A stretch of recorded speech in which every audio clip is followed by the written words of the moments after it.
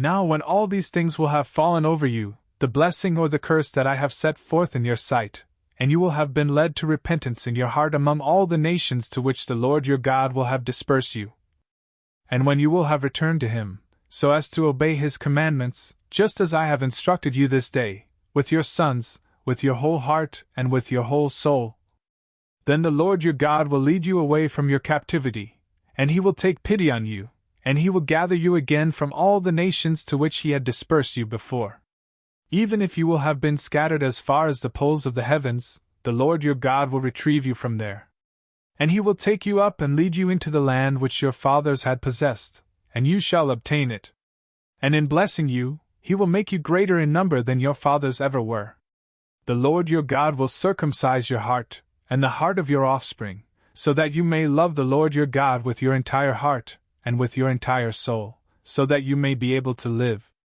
And he will turn all these curses upon your enemies, and upon those who hate and persecute you. But you shall return, and you shall listen to the voice of the Lord your God. And you shall carry out all the commandments which I am entrusting to you this day. And the Lord your God will cause you to abound in all the works of your hands, in the progeny of your womb, and in the fruit of your cattle, in the fertility of your land, and with an abundance of all things. For the Lord will return, so that he may rejoice over you in all good things, just as he rejoiced in your fathers. But only if you will listen to the voice of the Lord your God, and keep his precepts and ceremonies, which have been written in this law, and only if you return to the Lord your God with all your heart and with all your soul.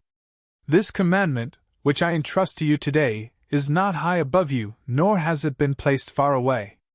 Nor is it in heaven, so that you would be able to say, which of us can ascend to heaven, so as to carry it back to us, and so that we may hear it and fulfill it indeed?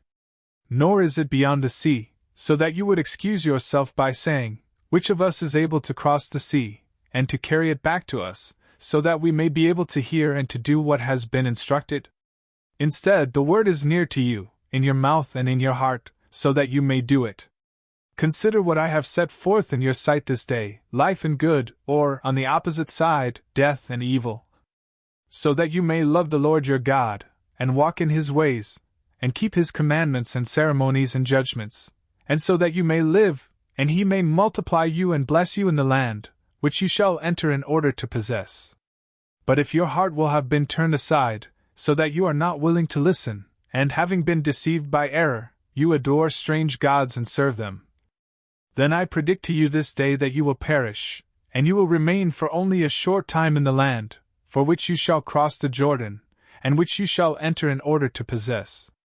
I call heaven and earth as witnesses this day, that I have set before you life and death, blessing and curse. Therefore choose life, so that both you and your offspring may live, and so that you may love the Lord your God, and obey his voice, and cling to him, for he is your life and the length of your days, and so that you may live in the land, about which the Lord swore to your fathers, Abraham, Isaac, and Jacob, that he would give it to them.